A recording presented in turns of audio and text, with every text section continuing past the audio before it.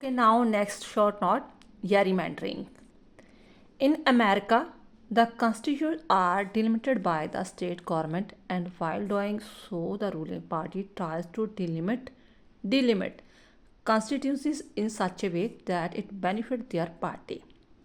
पहले तो हम इसे डायग्राम के अकॉर्डिंग समझते हैं। क्या होता है अमेरिका में, मान लो ये फ्लोरिडा स्टेट है, ये कैलिफोर्निया है।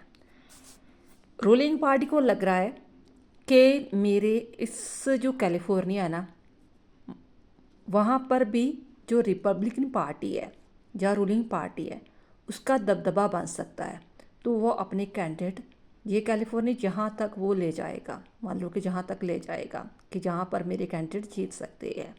जो फ्लोरिडा है जहाँ पर सारी मान लो अपोजिट पार्टी है, पर लग रहा है कि यहाँ पर इसके जो इस एरिया में इसके रूलिंग पार्टी वाले जो कैंडिडेट खड़े हैं वो जीत सकते हैं, तो जानबूझकर वो इसकी जो बाउंड्री जहाँ तक थी, ठीक है, वैसे तो बॉर्डर के अकॉर्डिंग इसी तरह होगी, लेकिन जब इलेक्शंस होगी ना, वो अपनी जो बाउंड्री है वो जहाँ पर भी चेंज कर सकता है, ठीक है, ता जो जे वोटों का बंटवारा हो जाए और जो सारी वोटें मेरे खाते में आ जाए। इसकी बेस्ट एग्जांपल है, आप जब आपकी इलेक्शंस होती है शहर में या आपके गांव में, तो आपने देखा होगा कि मान लो कि एक ही एरिया में, सपोज करो कि इस एरिया में सारे के सारे के जो लोग हैं वो जे मतलब ए पार्टी है, जे बी पार्टी है, जो सारे के सारे वैसे बी पार्टी को ब्लॉक करते हैं, ठीक है, तो उन्हें लगता है जो सारी की सारी वोट जो है उससे बी को चले जाएगी।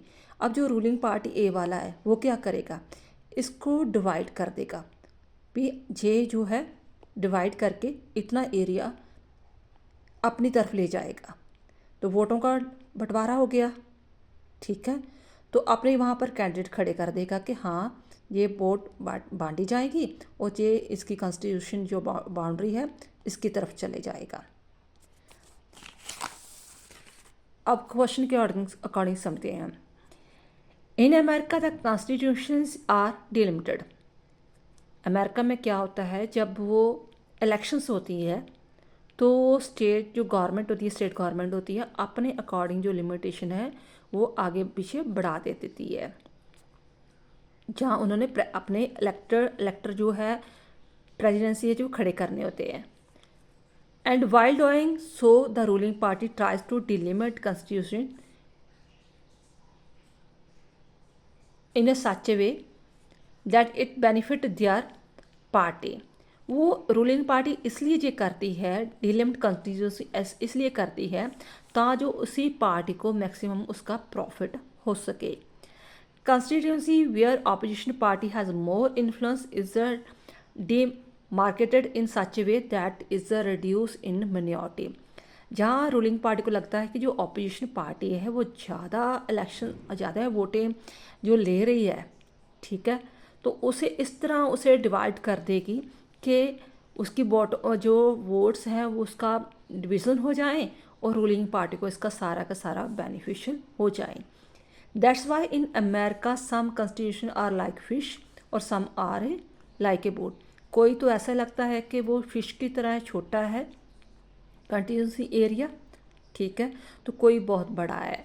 This tradition is called the gerrymandering because it develop in 1812 during the tenure of the governor Elbridge Gerry ने ये सारा कुछ किया था, ठीक है, तो उसने अपने फ़ायदे के लिए सारे इलाकों को बंटवारा कर दिया था, खास करके जो मैनचेस्टर स्टेट है उसका ऐसे किया था। तो तभी से ये जो कॉन्स्टिट्यूशन है, जो कुछ भी है कह लो, जेरीमैंडरी की जो रीति है, कन्वेंशंस है, वो फेमस हो गई है। तो अब हर रूलिंग पार्टी यही मेथड को अपनाती है ताकि उसे मैक्सिमम वोटें मिल सके। According to professor Munro, the art of gerrymandering is to spread the majority of your own party or as a many district as a possible and to concentrate the strength of your opponent into as a few district as you can।